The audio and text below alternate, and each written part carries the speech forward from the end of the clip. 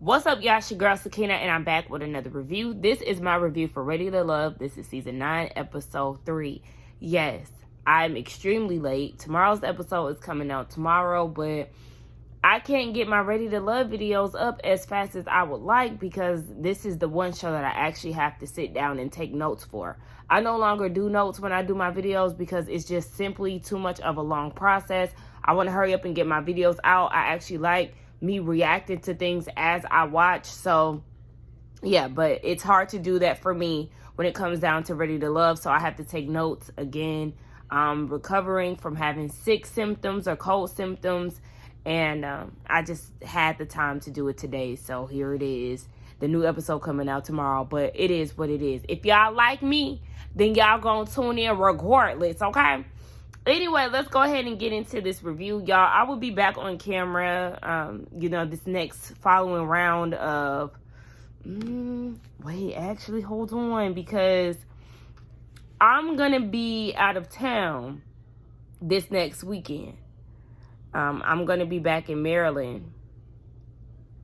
So they might be delayed again, but I should be on camera still. I'm just thinking about that. So the videos might be delayed next week too because I have to make a quick trip to Maryland. But anywho, yeah, let's go ahead and get into this review because it's already late. The episode opens up with it being the men's week to send a woman home. Tommy is telling them that he's actually going to choose their dates for them. It's a blind date. And I'm like, okay, this is the first. I'm very intrigued to see who these matchups are going to be. And he also told them to stay tuned for a curveball because you already know how they do it on Ready to Love at this point. They're going to throw some newbies in the mix. So the first date that we see is Marvin and Tequila.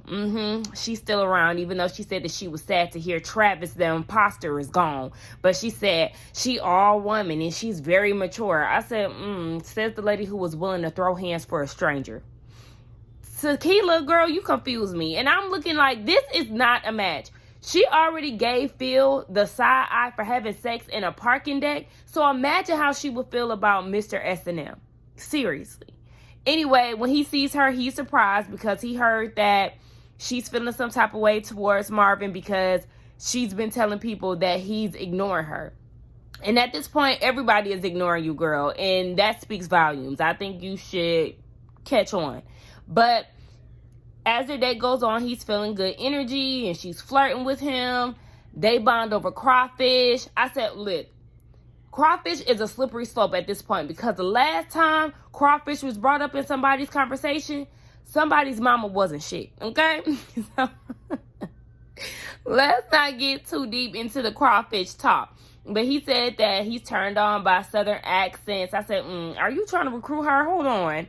But he said overall it was a good time, but honestly, he really ain't seeing no type of connection between the two of them. And I was very glad that he did not bring up that dungeon. This was the first date that we've seen Marvin in, or the first scene that we've seen him in where he ain't talking about what he does for a living. So shout out to you for that. Now we know that you're capable of leaving that at the door when you enter.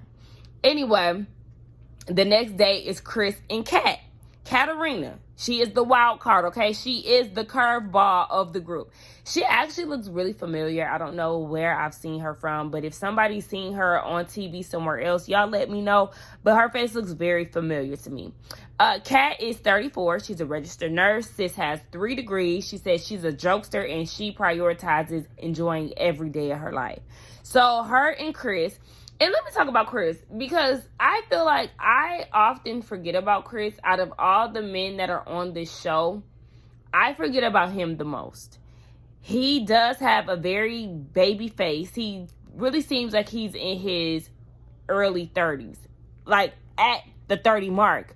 But I think he's closer to 40. I want to say he's like 39 or something, but he's very young. Like he has a baby face, and I don't know. I often just forget about him. I don't know how many women are actually feeling him like that.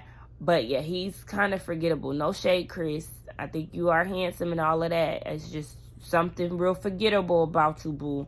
So Chris and Kat, they have a conversation and they're bonded over their African roots and working out just so they can eat whatever they want.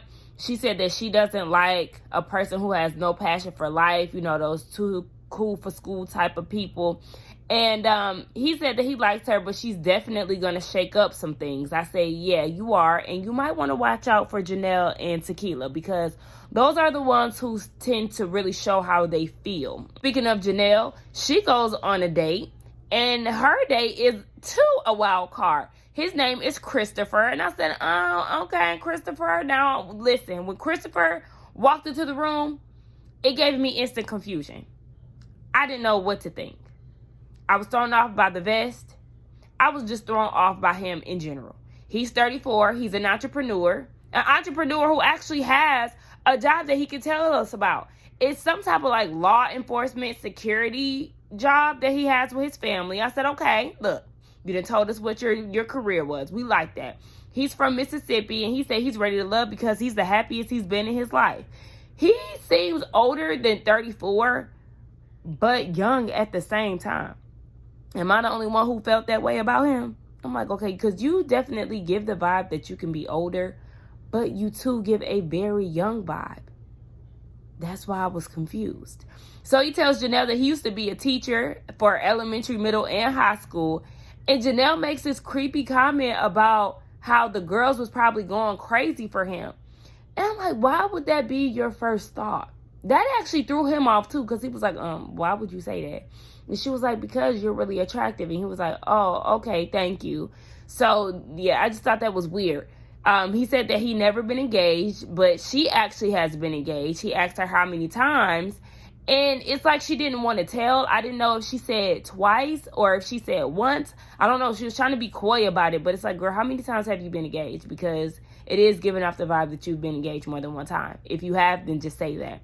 They actually went to the same high school together at the same time and didn't know each other. I'm like, wow, either one of y'all was off in the cut or that school was really big.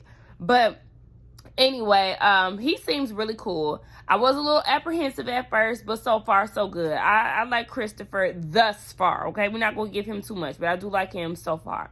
So the next day is Phil, Tequila, and Sierra.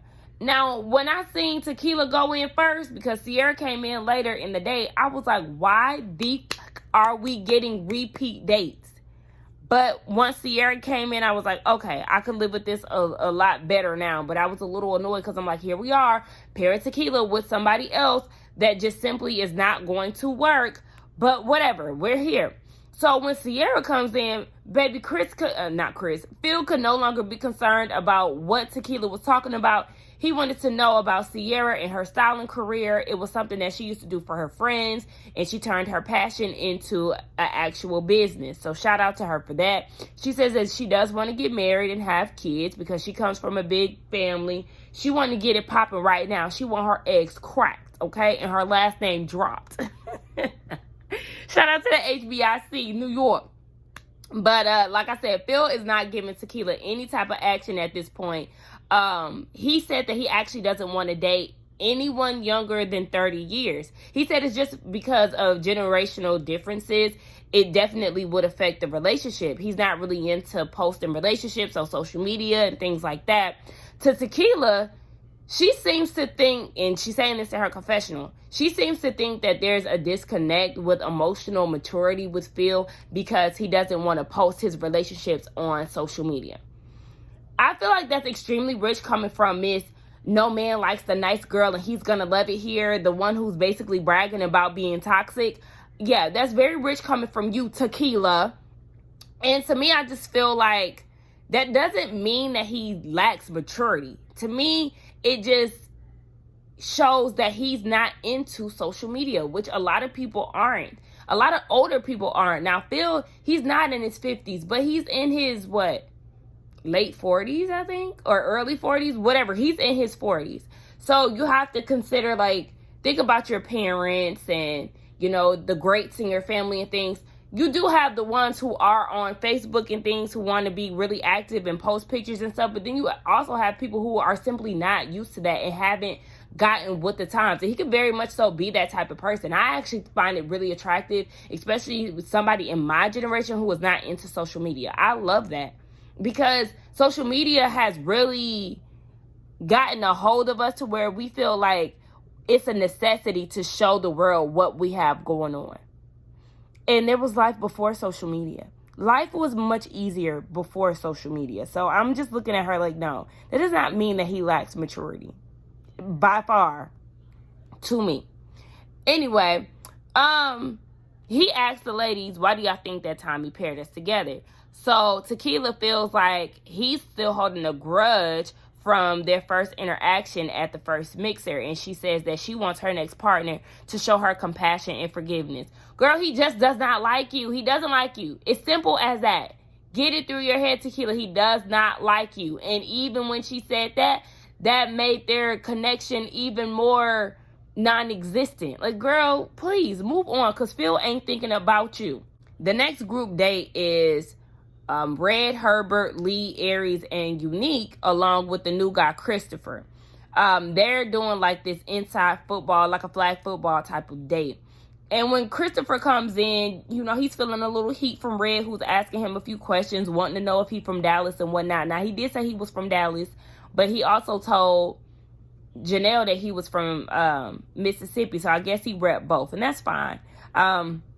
Lee was out there killing it on the field, okay? Y'all know Lee is my favorite at this point. If y'all don't know, now you know. My girl is an athlete, okay? She said she's been working out since she was 5 years old. I said, okay. And you got the body to show it. Anyway, and the career. So we see Unique and Christopher, they have a conversation. She says she's looking for her person, and she has been married before, but she wants to be remarried. But she said this time around, she ain't taking no BS. I said, I know that's right, girl.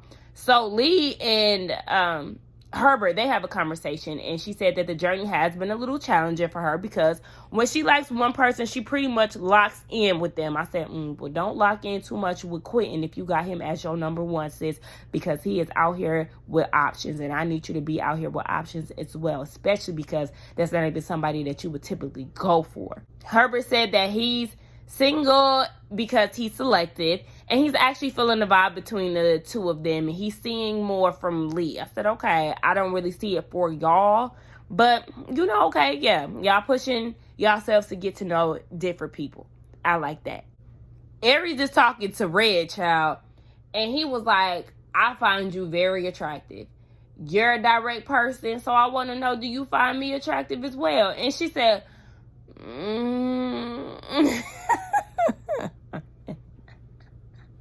I said, well, there's your answer, okay? Baby, she is not feeling you. She ain't feeling them looks, and I don't know, maybe your personality will reel her in, but she is not finding you attractive, Red. I mean, honestly, at first sight, yes, I would not look at Red because, you know, that's just not my type. But I could see why some women would be attracted to him, but I could see why women would also be turned off from him, because now at this point, you're really coming off as a whining person when it comes down to this thought job comment that Unique made, because I seen on the previews, we're going into episode 4, and you're still arguing with her about this shit. So it's like, yeah, it's kind of giving crybaby, and we don't like that. That's unattractive. Speaking of Unique, we see her and Herbert, they're talking, and she said that she likes his peaceful energy. That's something that she needs because her last relationship was very traumatic. And hearing her talk about it, Herbert really feels like she needs to heal first before she really starts to deal with someone else. And yeah, you know, there's a few people who definitely need to heal before getting on Ready to Love. So it happens every season. Morier, Kira, Marvin, Phil, Jessica, and Kat, they all go on a group date. When Kira and Jessica get introduced to Kat, you know, the newbie of the group, Kira seems really uptight. And I'm like, yeah, I don't understand this energy that you're giving her, because when Janelle gave you that energy, you didn't seem to like it. But, okay. Jessica really wasn't feeling her too much either, but it was definitely on Kira's face that she was not here for this new curveball. Marvin wants to get to know Kat.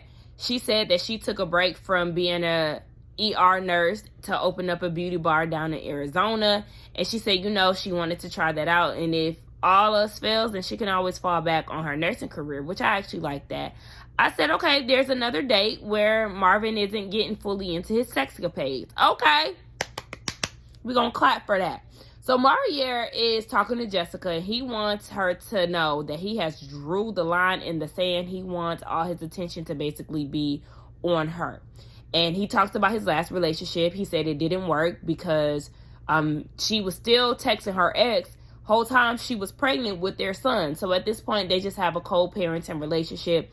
And he said that he comes from a long line of 2-parent households. And, he still wants that. And she wants that as well. She wants the family and all of that. So Kira, she's talking to Marvin, and she said she put on her lingerie for him. I said, okay, you trying to get recruited down to the dungeon? You trying to be a part of his erotica novels? I see. You and Unique, y'all ain't slick now. So, he said that he actually wants to move to the Caribbean in about 6 years. He really sees himself settling down in the Virgin Islands. I guess that's where he's from because he mentioned his dad lives there. And he said that the island is just easy living. And to her, she sees that as a red flag. I don't see that as a red flag. It's just not your preference. But I'm actually with Marvin on that. When I went to Jamaica, I totally seen myself living there. The way that life is just so simple down there. I was like, I could see this. I could see this for my life. Nice weather, just easy living, not a lot of hoopla that's going on here in the States. Like, I could see that, especially with the way that the U.S. is just acting up at every turn. I've been thinking about leaving the U.S. for a few years, honestly, and it still is in the back of my head. I'll be watching videos, of Black women in Mexico and in the Caribbean. Child, with my vegan lifestyle, being in those type of places is best for me in my lifestyle. So I'm like, baby, I will get the out of here, trust me, okay? Anyway, what else? Because I didn't start talking about my own life, child. Yeah, so she ain't really fooling with Marvin because he want to go out of the country and live somewhere else. We see Phil and Kat having a conversation, and she says she's looking for her best friend. She's a really spontaneous and an outgoing person. And she said, I'm the type that will wake up in the morning and be like, okay, we about to go down to Jamaica. And he said that he does a lot of domestic traveling, but seeing Kat, that could be the nudge that he needs to actually get out more. I said, okay, see, that's the yin to your yang type of thing. You need a person in your life who is going to push you to do better, or they may be already into something that you want to get into and can help you get into it. I always look at stuff like that when it comes down to relationships, and I like that he's looking at the bigger picture, like, okay, so she can help me be more spontaneous, travel more, looking at some things that he can really gain from the relationship. But before they leave, they thank Kat for coming out, and Kira is still pressed and not looking forward to meeting friends. Look, you ain't got to make friends with her, but you also don't have to be a bitch to her either, because like I said, you didn't like the way that Janelle was coming at you for flirting with Red. So I'm going to need you to calm down your boots, Miss Ma'am, okay? So we get down to Tommy's Lounge, and they get right into it. The men start talking about who they're interested in. And Christopher popped it off with his date with Janelle. And, she's definitely a hot commodity in the group. And Quentin says that he's definitely the most comfortable with her. Red said that they have this astronomical connection. And then we get Chris, who went on his date with Kat, and he said that Kat is a cat that you can't cage. Marvin said that he loves her vibe. Phil concurred. Then you got Morier, who's into Jessica, and Herbert is into Lee. I mean, you into Lee, but I don't know how much Lee is into you. But okay. Who they're not feeling. I noticed that nobody said Sierra's name this lounge. So Sierra, you might want to step it up a little bit because you fading into the background, sis. But they start talking about who they're not feeling. Phil said he is not feeling Tequila. She keep bringing up the past and all of that. He is not into her, and that's just that. So Chris said that they actually had a good connection, which I was surprised by because, like I said, I don't really see him in Tequila. He looked like a young boy. She looked like she could be his mama. I don't see where their connection could have went. But anyway, he said that they had a good connection. But one day she got on the phone with him and she started talking about how she was mad that one guy hadn't been talking to her, but he's talking to other women. And that was just a turning point for him. And come to find out, that man that she was talking about was Morier. Morier also had a connection with her and had her on his top, but she confronted him about him speaking to other women and told him, you go ahead and focus on them connections that you put an effort in. And he was like, baby, you ain't got to tell me twice. I'm out of here. So he left her where she was. And Marvin said that, I'm not really feeling her either, because I heard that she was feeling some type of way because I supposedly ignored her. But then on the date that we had, she was real friendly and all of that. So he really didn't know how to take her. Basically, she's a flip-flop. And, I mean, I feel like she probably was just trying to get to know you, because that's what y'all were there for. Y'all went on blind dates, and the point is to get to know somebody, I guess, that you typically wouldn't talk to. So I'm not going to fault her for being friendly with you on the date, because if she was being mean, then that would have been an issue. But, you feel like you never know what person you're going to get. I understand that as being something that you would look out for. So I'm not going to give Marvin too much. Quentin said that he was not into Kira. It's just not nothing there, and it's okay because she think you like white girls. And Red is still bringing up Unique's name in the name of this goddamn thought job. Can we please let it go, Red? Let it go. Let it go. She don't like you. You don't like her. Why are you still butthurt about this? If you're the number one comedian in Dallas, why are you still hurt about this? If you can't take a joke, baby, or if you can't just take what she said and move on, that's a problem. You're holding on. And I'm starting to think that you like her. Because why are you that affected? I don't get it. Where do y'all know each other from? Because it's giving hella tension between the two of y'all and we just don't understand. Anyway, Christopher says that he's not really feeling Unique either, because she was serious about her not playing games with men. And I then started side-eyeing Christopher, because why is that an issue? I don't see that as a problem. It's like, okay, well, are you going to play games? Why is that such a concern for you? But, I'm doing a lot of buts. I'm playing a lot of, devil's advocate here. But I can also see as a man, him not really wanting to deal with that, because it could come off as her having insecurities and never trusting him. So, I see where he going with it, but I'm also side-eyeing him for making this an issue. Herbert also said that he ain't seeing it for Unique. He just doesn't see a romantic connection there. So we get down to the eliminations. And Morier is on a date with Unique. She's giving her whole spiel about how she went into yoga. She's meditating. She started talking about her do's and don'ts, and how she used to didn't have any boundaries in the past, but now she's more vocal. I said, girl, all of this rundown is not going to save you from elimination. The choice is already made before you even get to the restaurant, girl. But now he said that the guys want her to bring just more of herself and not so much of her prejudging into the process. And, get to know them a little bit more. So she's still in the runnings to be ready to love. Quentin, he goes on a date with Tequila, and baby, he is visibly very nervous. It's just like he can't get out what he wants to say. He's just, he nervous to tell her that she about to go home, because that's exactly what he told her. Okay, you are not ready to love, ma'am. They feel like you need to heal some more. No, she just ain't y'all's cup of tea, and that's perfectly fine. I feel like her approach, her personality is just not it, and it did not translate well within the cast or within the dates that she had. I honestly feel like, girl, you should have went home with Travis the imposter. Okay, you was the Bonnie to his Clyde, and you said that you wanted to go home if he got sent home. Well, you should have been packing your bags, baby. You're not packing your bags, but you should have been giving production they might pack back. Okay, because at the end of the day, you ain't ready to love. I highly doubt that Travis, the imposter, is going to be calling you after you get eliminated. Miss, I'm all woman. You need to work on your maturity. You need to work on your communication. You need to learn how to behave. Okay? Go and sit down in somebody's therapy chair, Miss Ma'am, okay? And my prediction was right. I knew Tequila was going home. So we're going to say our predictions for next week. Next week, a man is going home.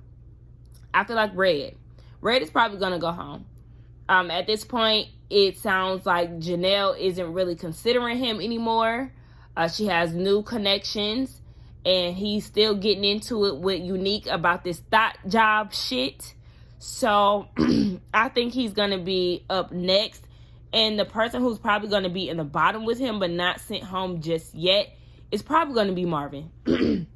It's probably going to be little sex talking Marvin. But anyway, let's get down in the comments and talk, y'all. Make sure y'all like the video, comment, subscribe, and I will see y'all in the next one.